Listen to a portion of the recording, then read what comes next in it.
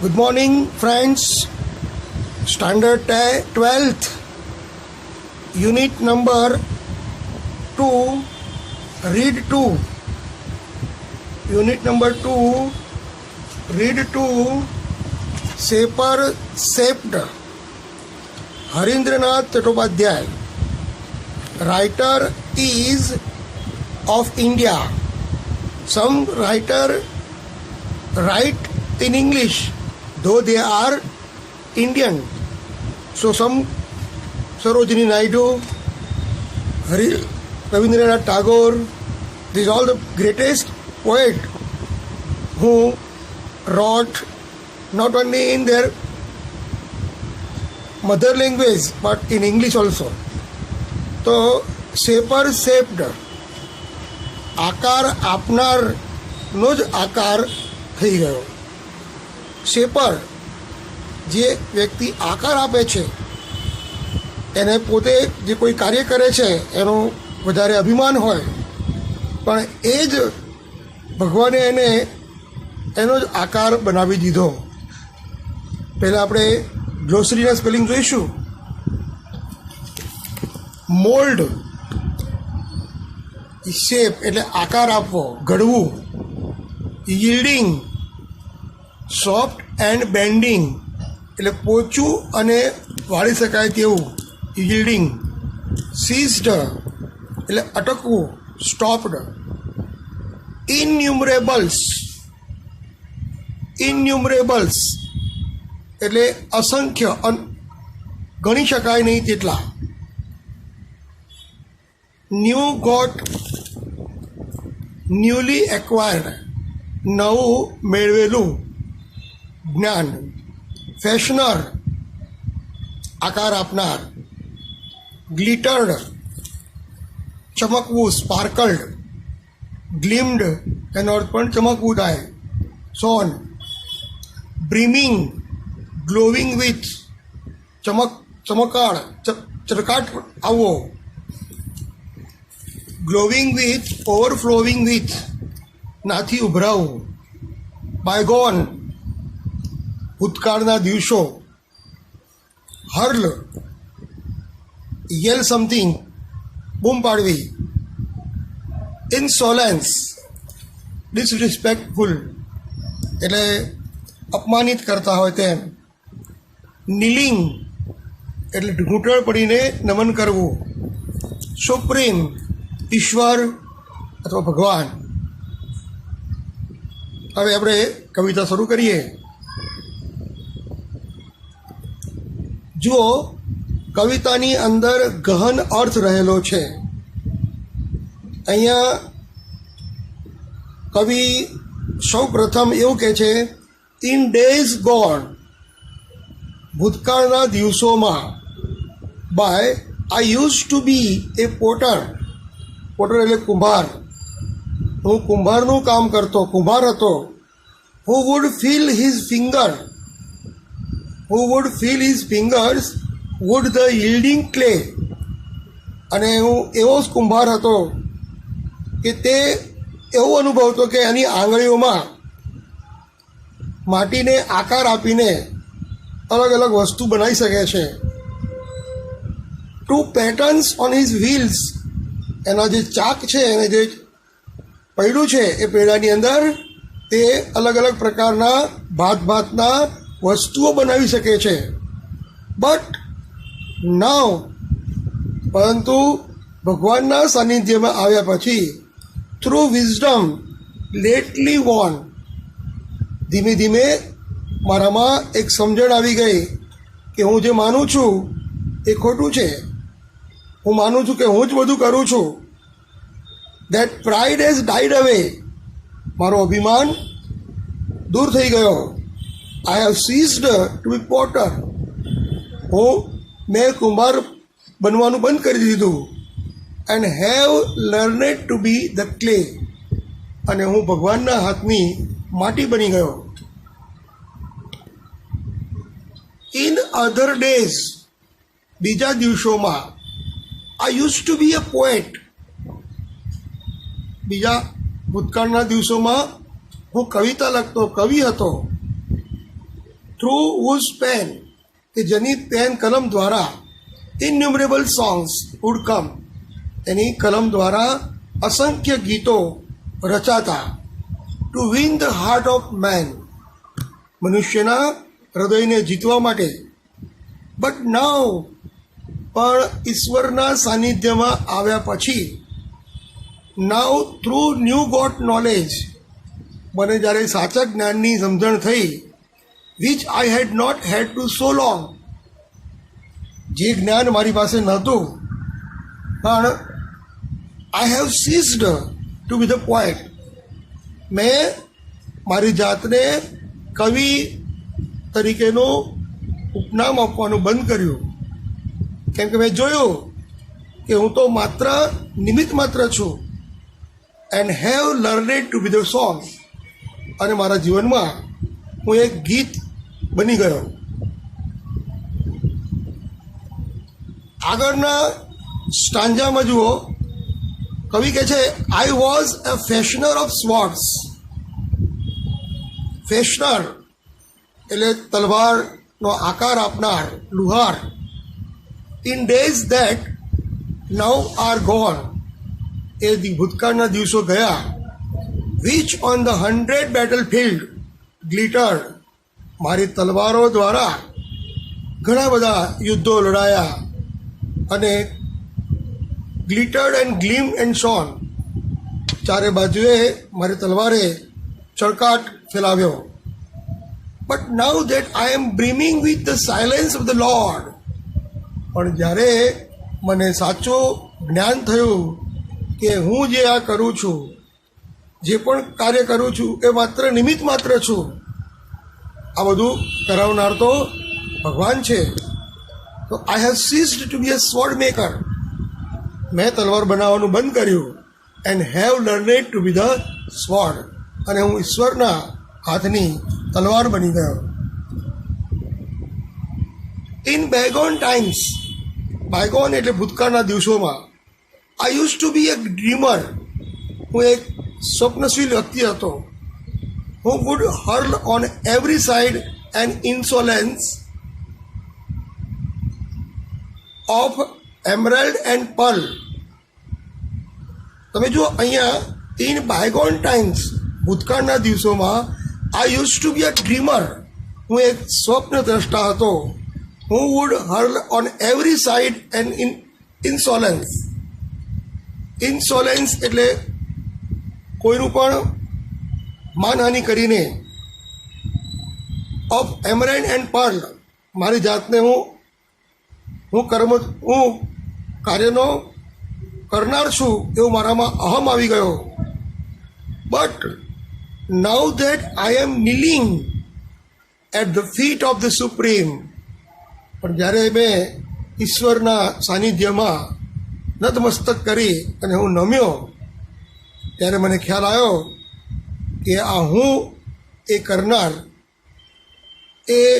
એનું કોઈ જ મહત્ત્વ નથી. અને I have ceased to be a dreamer, મેં સ્વપ્નદ્રષ્ટા બનવાનું મૂકી દીધું.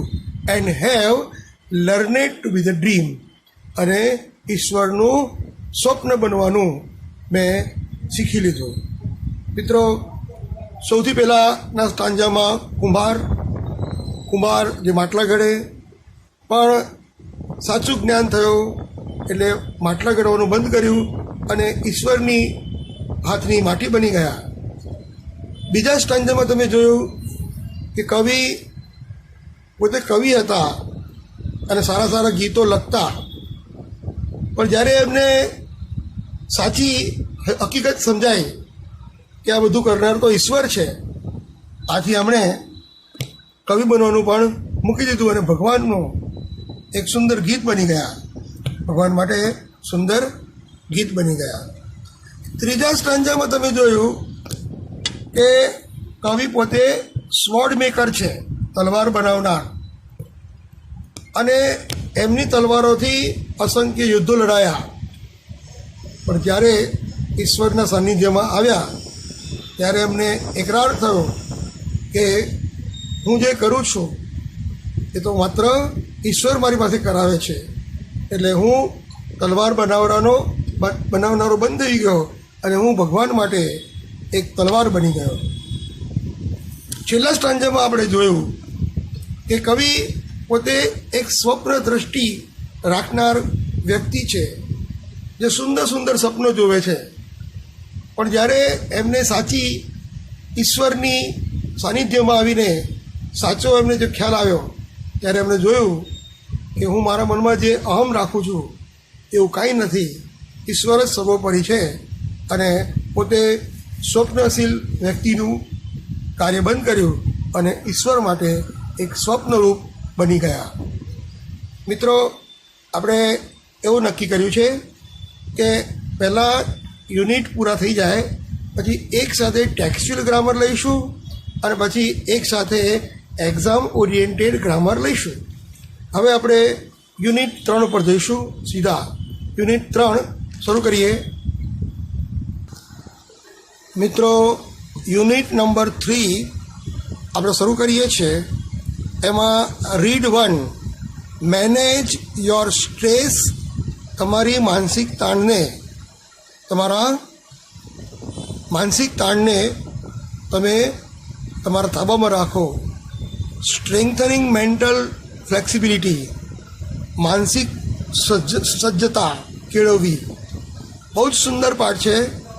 આમાં તમને કેટલીક ટેકનિકો આપી છે કેવી રીતે સ્ટ્રેસથી દૂર રહેવું અને કઈ રીતે આજના જમાનામાં આપણે પોતાના મનને શાંત રાખવું અને તાણને કઈ રીતે મિનિમાઇઝ કરવી.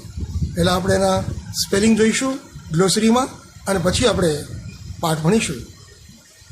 સૌથી પહેલાં ડિસ્ટિંગ્યુઝ એટલે ભેદ અથવા તફાવત પાડવો.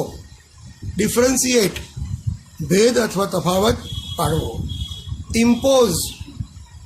ઇમ્પોઝ એટલે લાગુ પાડવું. એન્ફોર્સ. રેશનલ, તાર્કિક, લોજિકલ, સેન્સિબલ, તાર્કિક. રિટ્રીવ, પ્રાપ્ત કરવું. રિગેઇન, ગેટ બેક, પ્રાપ્ત કરવું. કાઉન્ટર પાર્ટ, ઇક્વિવેલન્ટ એટલે ની બરોબર, ઇક્વિવેલન્ટ એટલે સરખું. એક્ઝામ નર્વ્સ એટલે પરીક્ષાની ચિંતા, nervousness posed by exam. Retain એટલે યાદ રાખવું, remember. Resilience, speedy recovery from the problem, સમસ્યામાંથી ઝડપથી બહાર નીકળવું. લેંગ્યુડલી, લેઝરલી, ખૂબ જ આળસુપણે, સ્લોલી, ધીમે ધીમે. હેમિસ્ફેર એ હાફ ઓફ એ સ્ફેર એટલે ગોળાર્ધ, પૃથ્વીનો ગોળો છે તે. ફ્લિક એટલે મનમાં ખ્યાલ આવવો. ટીઝ એટલે અસ્વસ્થતા, a state of nervous excitement. Anticipate એટલે આગાહી કરવી. ફ્રેન્ટિક એટલે ડરામણું. એજિટેટેડ. સેટર્ડ અસ્વસ્થ, અપસેટ, ટાયર્ડ.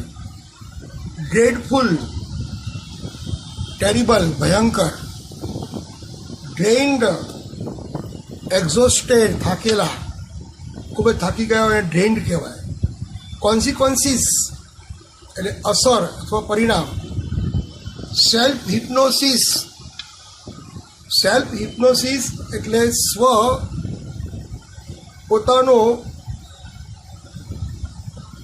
પોતાને સંમોહન કરવું.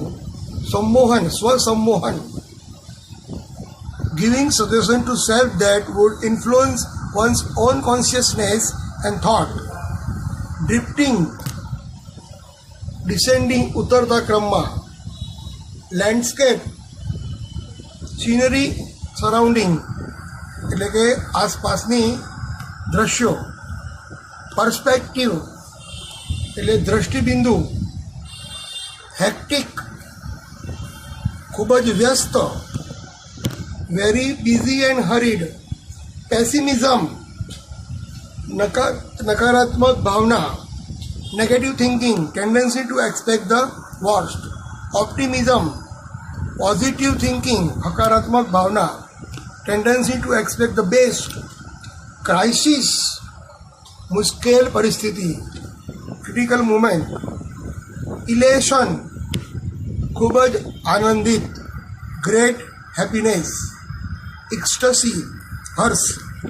ટેંગલ્ડ અપ, મૂંઝવણમાં મુકાયેલ.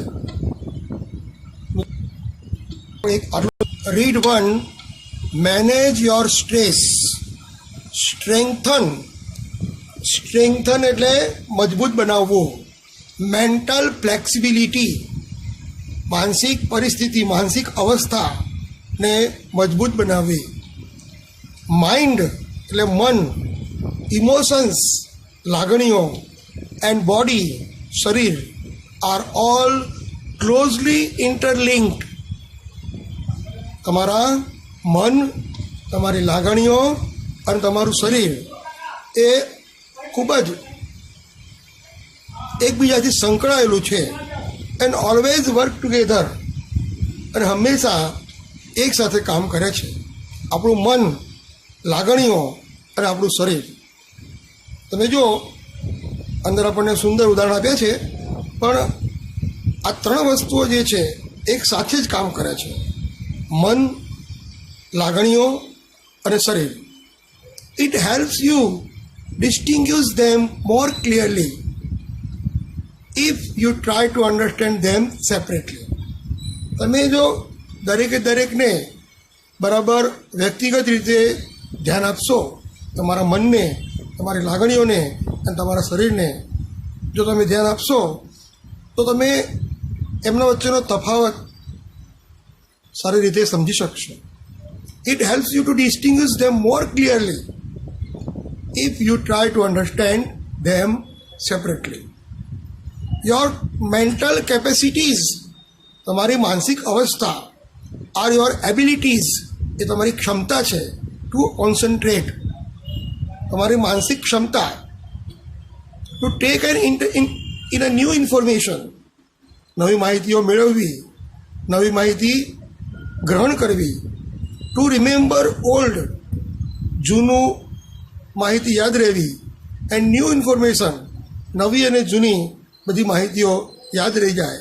And to be in position to think logically, અને તમે એનો ઉપયોગ કરી અને તાર્કિકપણે તમે વિચાર કરી શકો. તો આપણા મન, આપણી લાગણીઓ અને આપણું શરીર એ એકબીજાથી ખૂબ જ ગાઢ રીતે સંકળાયેલા છે. You need your mental capacity in order to study. તમારી માનસિક શક્તિની જરૂર ક્યાં પડે છે? તો પહેલાં in order to study, અભ્યાસ દરમિયાન. to work, કાર્ય દરમિયાન. to impose a constructive and workable order on your life, તમારા જીવનમાં તમારી ઉપર આપવામાં આવેલું કાર્યનું રચનાત્મક અને ક્રિયાશીલ તમે હુકમનું પાલન કરો. And to make rational day to day decision, અને તમે રોજબરોજના ડિસિઝન, નિર્ણય યોગ્ય રીતે લઈ શકો. આપણને અહીંયા ઉદાહરણ આપેલું છે. ફોર એક્ઝામ્પલ, ઉદાહરણને બરાબર સમજજો તો આખી વાત સમજાઈ જશે. If you had the choice of walking to work or taking the car, તમારે તમારા નોકરીના સ્થાન ઉપર તમારે કાર લઈને જવું કે ચાલતા જવું એનો નિર્ણય કરવાનો હોય. The fact that it was રેઇનિંગ hard, પણ હકીકત તમે જોશો કદાચ એવું હોય કે વરસાદ ખૂબ જ પડતો હોય. And you had a cold, તમને શરદી થઈ ગઈ હોય.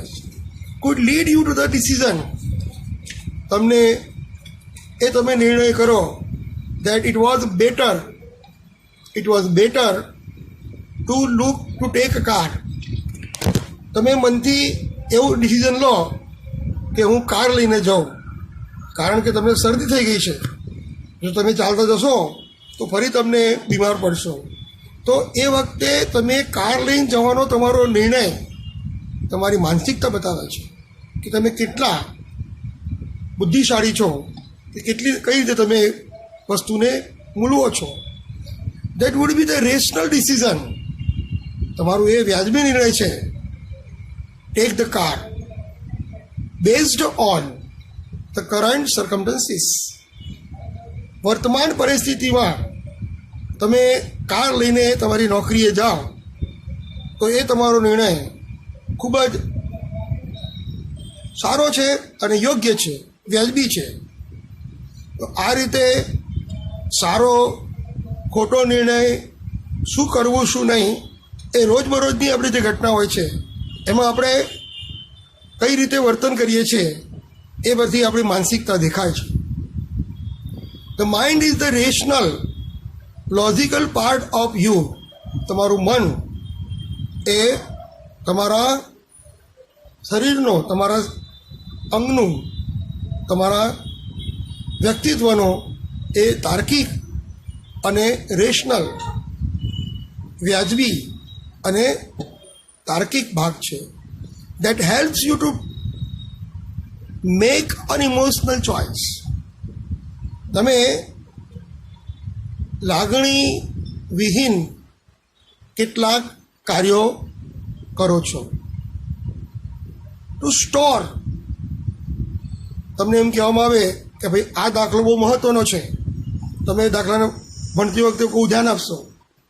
તમે એમ કહો કે ભાઈ આ ટૉપિક બહુ અઘરો છે તો તમે વધારે પડતું એનું ધ્યાન આપશો. કહેવાનો અર્થ એ છે કે the mind is the rational logical part of you that helps you to make unemotional choice. ઘણીવાર તમે લાગણી વિહીન પસંદગી કરો છો. ટુ સ્ટોર, સંગ્રહ કરો છો. એન્ડ રિટ્યુ ઇન્ફોર્મેશન, માહિતીને યાદ રાખો છો. And in order to and calculate, તમે માહિતીને ગણતરી કરો છો. It is the counterpart to the emotions. તમારી લાગણીનો એ એક ભાગ છે. A good example of interaction, attraction between mind and emotion is examinal. Interaction એટલે મન અને લાગણીઓનું પ્રત્યાયન, અથવા તો તમે સમન્વય જોશો તો એ માટેનું ઉદાહરણ છે પરીક્ષાની ચિંતા. Your mental capacity has helped you retain what you have revised. તમારી માનસિક ક્ષમતા એ તમને હેલ્પ કરે છે કે તમે જે પણ વાંચ્યું છે એ તમને યાદ આવે. You know your stuff, but when you enter the exam room, તમે બધું જ જાણો છો, તમે સરસ તૈયારી કરી છે, પણ જ્યારે તમે પરીક્ષા ખંડમાં પ્રવેશો છો and start getting emotional by expecting difficulties and imagining failure, all of a sudden the careful stored information is no longer available. પરીક્ષા ખંડમાં જ્યારે તમે પ્રવેશો ત્યારે તમારા મનમાં નિષ્ફળતાના વિચારો આવે, ઇમેજિનિંગ failure. all of a sudden the careful stored information is no longer available. અને તમે બધી તૈયારી કરી હોય તો તમે ભૂલી જાઓ. ઘણીવાર પરીક્ષા ખંડમાં તમે જે રીતે વિચાર કરો કે તમે મને બધું જ આવડે છે, હું સરસ રીતે લખીશ પેપર, મને બધું જ આવડે છે, મારો આ પ્રિય વિષય છે, તો તમારા મનની અંદર પોઝિટિવ હકારાત્મકપણું મળશે, જેને કારણે તમારું પેપર સારું જશે. પણ તમે એમ કહો કે મને આ વિષયમાં રસ જ નથી, હું તો આ દાખલાઓ મને તો ફાવતા જ નથી, મને તો આ ચેપ્ટરમાં બહુ જ તકલીફ છે અને મને કંઈ આવડશે નહીં, તો આ રીતની જે ભાવના છે એ બતાવે છે કે તમે મેન્ટલી અપસેટ થઈ જાઓ છો. તો યોર ઇમોશન્સ, તમારી જે લાગણીઓ છે have bared એટલે રોકવું the way to your inner information store. તમે તૈયાર કર્યું હોય બરાબર, એ તૈયાર કરેલી બધી તૈયારીને સ્મૃતિપટ ઉપર આવતા રોકે છે. Do you find yourself reacting in any of the following ways? શું તમે તમારી જાતને નીચેની પરિસ્થિતિમાં તમે તમારી જાતને ક્યારેય અનુભવ્યું છે? You find it difficult to concentrate on things. ઘણીવાર તમને કોઈ વસ્તુ ઉપર ધ્યાન કેન્દ્રિત કરવામાં તકલીફ પડે છે. Your memory is letting you down frequently. તમને યાદ આવતું નથી. તમારી મેમરી એ તમને નીચા પાડે છે. You have lots of different things on your mind. તમારા માઇન્ડમાં ઘણી બધી વસ્તુ હોય, બટ કે not grasp a clear thought.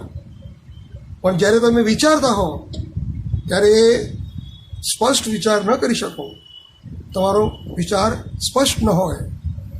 You are often undecided. તમે ઘણીવાર અનિર્ણયિત બની જાઓ this days, and this is a typical for you. અને આ વસ્તુ તો દરેકને અનુભવે છે.